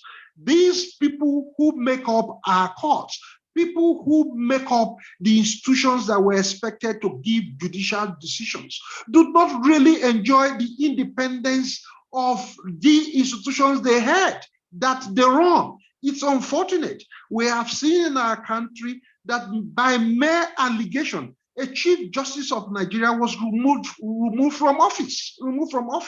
And perhaps because power trumps law in our country, power trumps everything that stands in its way, judicial officers are reluctant to exercise those judicial powers that we think are attached to their offices. But nothing stops them. And I agree with Agbakuba. If you look at the issues before the tribunal, the PEPT, the Court of Appeal at the moment, there are issues that touch on the law, the electoral law,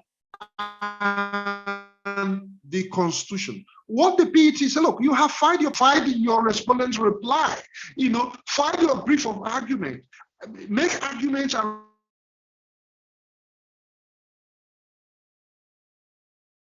But unfortunately, there are other substantial issues that has to be proven. The issue of criminality, the issue of rigging.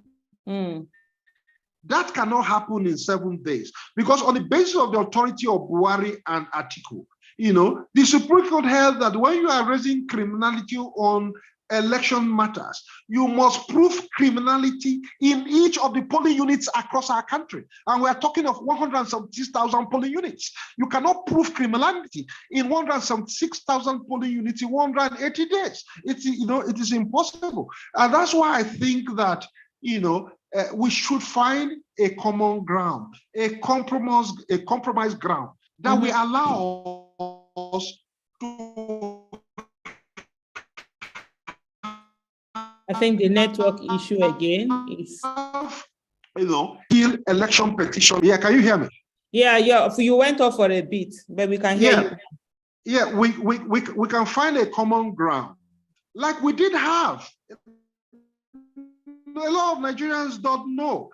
In the 1979 constitutional election cycle, election petitions matters used to be dispensed off with before swearing in took place 1st of October. But unfortunately, this set of politicians, and I think the problem was created by General Abdul Salami in 1999, when they came with this all May 29th swearing in and all that, and they drew up draft of laws, which included Section 185 days that created to Section 285 of the Constitution that created the whole argument around 180 days. And 180 days plus 60 days at the appellate level between Court of Appeal and the Supreme Court will be about 245 days, which is almost 8 months.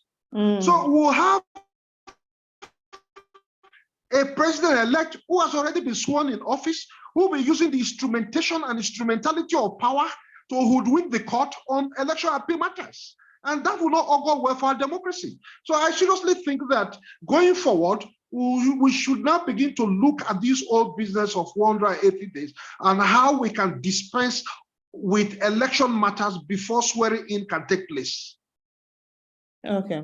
Thank you so much for that. As we go towards rounding up, we have like 17 minutes more to go.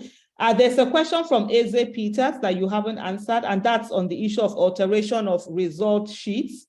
What is the stand of the law on all of these results that have been altered, changed, mutilated, and all of that? Some of them actually even are uploaded onto IREV.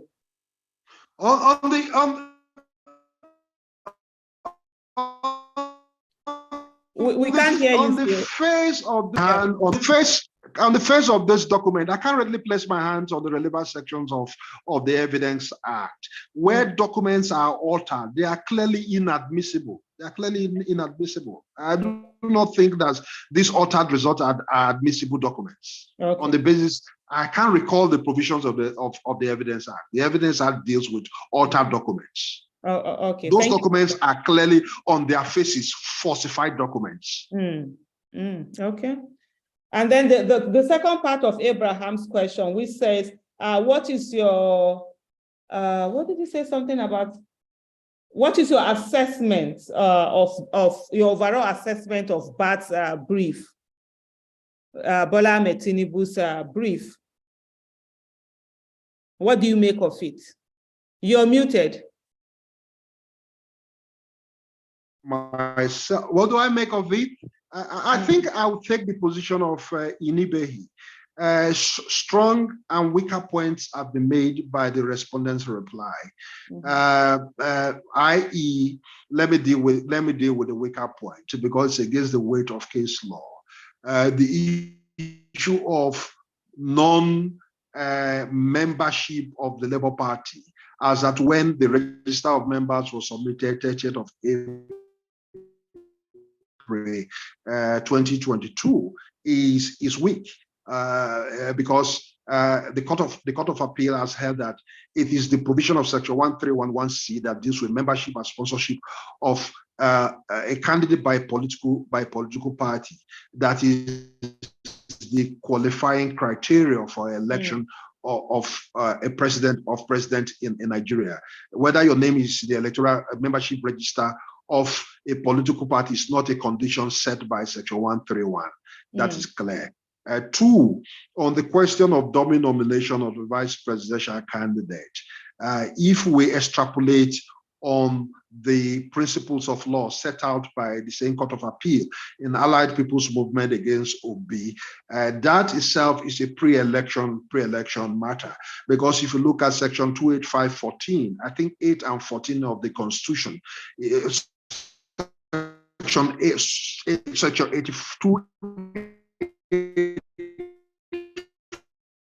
5.8, it deals of the Electoral Act. 5 is a provision of the Electoral Act. So any conflict arising from Section 35 is a pre-election matter. That knocks off the argument of obese lawyers. But on the argument on qualification or disqualification, that is the strongest point. And I think the election petition of both sides, of Atiku and of Obi, are founded on Section 137. Is the forfeiture order or conviction imposed by the Chicago court, does it sit within the ambit of Section 1371D of the Constitution? I have consistently argued, even before this whole argument busted the public space, that the disqualifying grounds we find in Section 1371D are 6 disqualifying grounds. And the one on fine does not decategorize fine in the context of civil and criminal fines It says fine as regards dishonesty. It is for the court to now determine if the forfeiture order that was granted by the Chicago court falls within the ambit and the definitional meaning of fine imposed by any court. But if we can painstakingly look at the documents that have already been put in the public space, don't forget that one of the grounds in which the forfeiture order was made was that BAT lied to the FBI agents. Lie, falls within the definitional meaning of dishonesty. And on the basis of the omnibus phrase used there, any offense under Section 1371D, I think Obi's lawyer can make a meat of their argument before the Court of Appeal. It's for BAT lawyers to rebut it. They have raised what I think is a very strange argument, that the judgment of the court in America is not a registered judgment in Nigeria. I've also raised the point that by virtue of Section 4, subsection 1 of the Foreign Judgment Reciprocal Enforcement Act, is an act under the Law of Federation of Nigeria 2004. It's a 1961 act. Any judgment or order of a competent court that has been wholly satisfied does not need to be registered in Nigeria. So that takes the wind out of the sail of BAT lawyers as regards that. And the other substance of their argument is this, that Obi did not bring PDP or Atiku as a respondent in his petition against BAT. In effect, they are saying that Atiku is a necessary party, but Obi did not include him. I think that argument, again, with due respect to the senior advocates, some of them my classmates, some of them my juniors at the bar, is misconceived. The question of joinder of parties is founded on the reliefs. Who is Obi seeking relief against? Yeah. Atiku did not organize and conduct the 2023 elections. The relief being sought by Obi is against INEC, who conducted the election, and against the declared winner, PDP, APC, and BAT. Thank you. Thank you so much for that. It's really been interesting. Trying to get some of the questions here that someone has. Pauline is asking about the party itself. I think, like you rightly said, the question that you've asked, they are out of here, but we'll come back, we'll come to them again. I'm trying to get in the link. Last week, we were here with Mr. Barrister Julius Abure, the chairman of the Labour Party, and he did give us sent in certain links for 3 states, which they have now, and they say when the others are ready, they will send them in. Some of the questions, so that's what I'm trying to work on. I'll put that on the link on the chat. Some of the questions that are being raised are coming up on the issue of constitutional reform. Constitutional reform, it's possible, it's done, right? But you do not need, you don't want a situation whereby people who do not care about the country, who only care about themselves, being the ones to review the constitution. When they review it, they will definitely do the things that they want to do. I've seen where someone said, oh, hitherto, candidates were checked, background checks were done on them by INEC, by DSS, and all of that. But the thing is that what we've had is that the laws have been abused by so many people. So we're running for office, and that's what Abdul Mahmud Esquire did mention, that some people will just bring busybody, anyhow case, just things that are not on the road, just to waste the time of the courts to derail issues. And so that was when that whole thing about candidates was taken out. But if we want laws that really work, we need to, like I will constantly keep saying, we need to focus on the legislative arm of government. We need to have competent people go in there. We need to watch out, little by little, begin to harvest where can we get competent people run into office. For example, maybe in the next 6 months, there's going to be a by-election in Sokoto, and it is for House of Rep, maybe the results have been tribunal have overturned result, or someone has died, or something has happened, there's by-election. Can we all put our attention on that by-election and ensure that someone with competent character capacity and that is patriotic gets to emerge as winner, even if it's not in our party or anything, but just to help someone with competence that we go there and do the right law, so that in a way we'll populate the National Assembly and the state houses of assembly with people who really care about Nigeria, who are going to make laws, not for their own selfish interests, but for the interest of the country. This is something that we need to do. It's not a marathon. It's not a sprint. It is going to be a marathon, and it may take some years for us to be able to weed off and do it. But it's something that is doable. We saw the Labour Party National Chairman come here last week, and he said to us that out of the 360 members of the National Assembly, that 300 of them are new, are people who are coming in for the first time. Imagine we are doing that by being very deliberate in the kind of people that we send you. So there are so many laws that we need to make, that we need to do, and we need those people. And so we need to pay attention. We've had situations where people get to the National Assembly, become House of Rep members, or even senators with just less than 10,000 votes, because people don't care about election that happen when it is not the presidential election happening. We must begin to care about these things. This is the way we will make that difference and ensure that we have laws. Even the Electoral Act, we need to have it, so many things that we need to have there change. We need to have situation whereby instead of just having the name of parties as logo on ballot papers, we need to have the pictures of the candidates. There are a lot of people who are not educated. They don't know what is Labour Party. Most of us, a lot of people even vote without knowing who are the people in that parties that they are voting for. But if you have somebody's picture, somebody will be able to say, this person is a thief, he stole this, he did that, he's not a good person, especially those who are not literate, not even those who are not literate, people who don't pay attention. You're coming down, you're confronted with somebody's picture that this is a non-criminal, you're not going to vote for that person, and you have a lot of people, they will be able to make their own decision. So there are so many things we need to work on, and so it's very important for us to focus on that legislative arm of government. I will ask Dudu. Dudu, I'm not seeing you if you're still on. Perhaps Aisha, as an addition to the point you have made, I recognize that our laws are not progressive. We don't have a progressive constitution in the sense that it does not recognize the primacy of place of citizens in the governance of their country. Those provisions that relate to qualification and disqualification.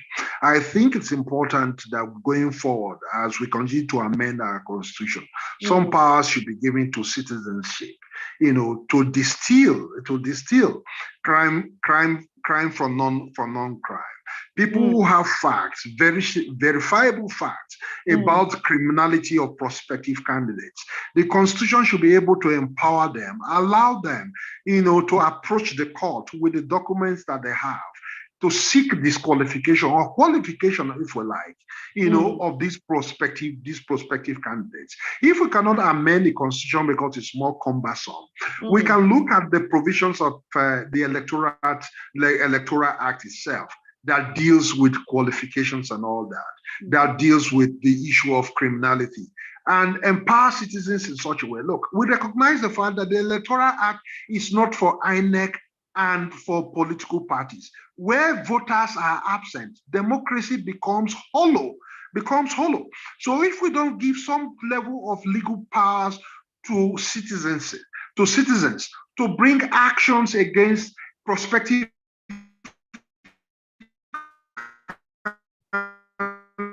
on the basis of their record, criminals in our country. And I also know that the question of meddlesome interlopers and busybody will become a problem.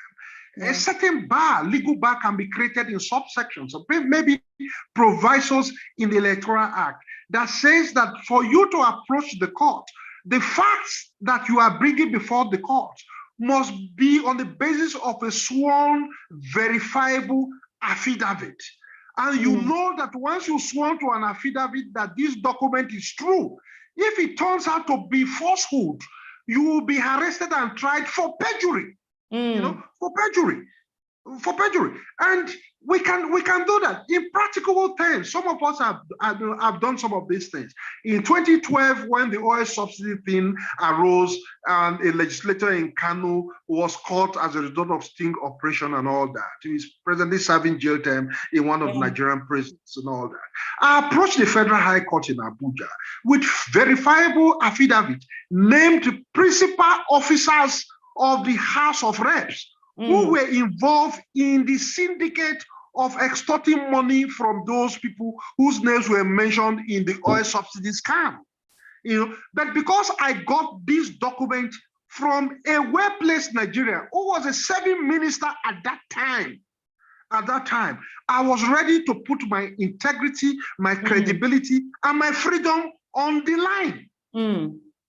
On the line. But of course, the case was not heard on the merit because all parties settled the matters out of court. Well, that's the Nigeria that we have. And so what we need to really focus on is getting those laws that are progressive and pro-Nigeria rather than pro-citizens. Thank you so much, Abdul Mahmud Esquire, for this. It's been an amazing time. Before I go on, in the chat group, we've come to the end of today's program. I'm just putting in that. Let me just do this now. For those of you that were asking for yes, I have that. Labour Party registration, links to register. They have some for Imo, Kogi, and Bayelsa election, because those are the ones they are going to do. But when they send the rest in, I will also try to put them out. So Pauline, those are the links for all those of you on YouTube. I've also put in those links. It's been an interesting and really beautiful time out here, just listening and learning. And one of the things that is very important, I see a hand I haven't seen before. Basi, I would take that hand and that would be our final hand. I thought there were no longer hands that are up. So Basi, go ahead, please, and quickly ask your question or comment. Thank you so much, Aisha. As in, thank you for, this has been a very informative session with you guys. I just wanted to ask Barry, that in the law, it's just me trying to find out, is there any part in the Constitution that tells us about what happens? Like someone asked if there's in the event that there's a rerun, or the court decided that the certificate of return should be returned back to INEC and everything, and a fresh election be done. What happened?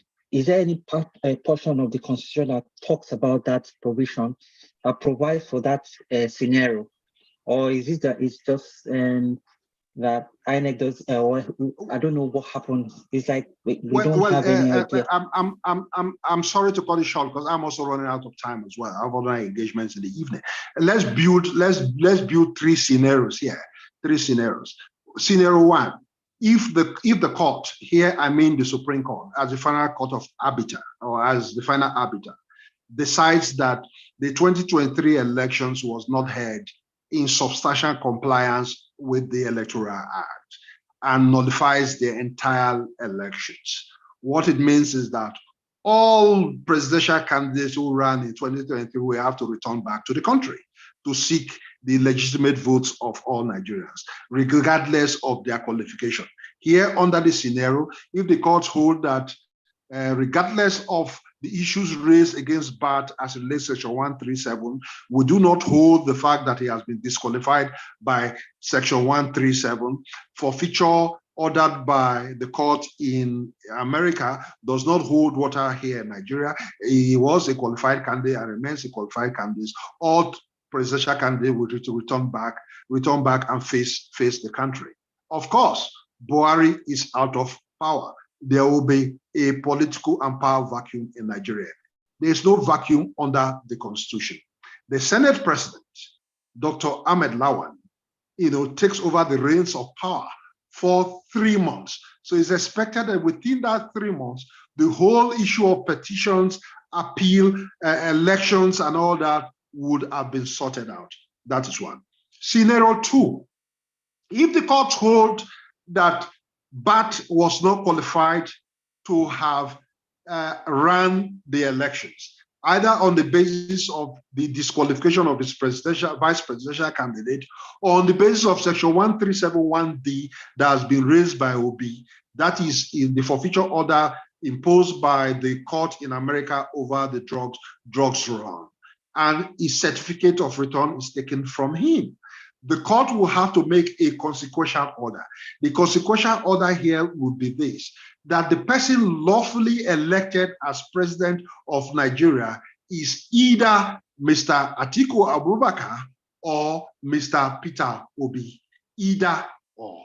Once it becomes either or, once it is the final arbitration, I'm using arbitration loosely here, order of the court, whoever the court declares as president of Nigeria is therein immediately sworn in as president of Nigeria. So there's no vacuum. There's no vacuum.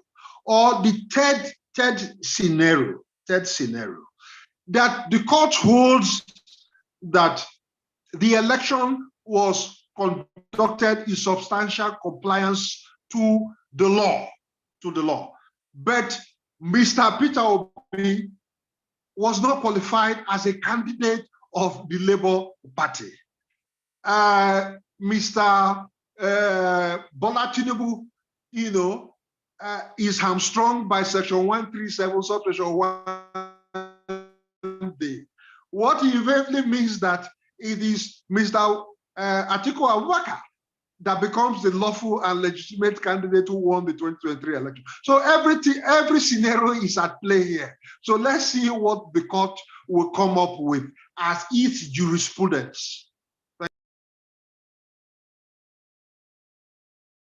Thank you so much, Mr. Abdul Mahmud, Esquire. It's been a pleasure and an honor having you here and speaking and learning so much from you. And I must agree, on YouTube and here, we have almost 1,000 people on YouTube watching, and everyone is really talking about how educative this has been. And so thank you so much for taking our time out of your busy schedule to be here with us and really share knowledge with us for us to understand. And to every Nigerian is to say, look, knowledge is power. In everything that we're doing, it's very important that we acquire that knowledge and know how to best work within it and get the things that we need for our country. And it's very important. Let's look into political knowledge. Let's be part of political parties. Let's take up political activism.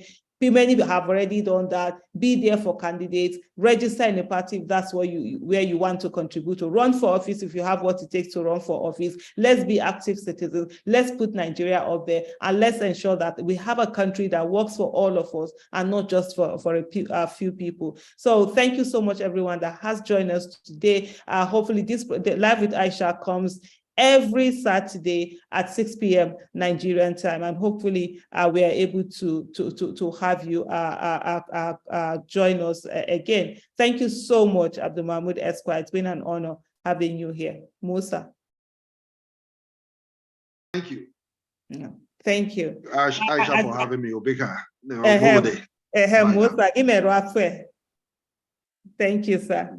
I see someone on the link saying the link is not for you. That was the link I was sent, so I will take the feedback back to them and have that. And also thank you to Mr. Inibehe. He was, even though with all the issues that were on, he still managed to come in and spend a bit of time with us before he went off again. Hopefully we are able to see. For those of you that are on YouTube, try as much as possible to sort of like, is it like, click on the like button or share, just whatever video you can do, you can download it, you can share it on your own YouTube places. If you have an iPhone, you can do the screen, is it screen recording or something like that? Just get the message out there, because we want more people to have that knowledge and, you know, the knowledge that comes to all of this thing. It's very important. Let's share them. Let's share all of this forward. So thank you so much, everyone, for joining. And hopefully we see you again by the grace of God next week on Saturday at 6 p.m. Nigerian time, when we will be bringing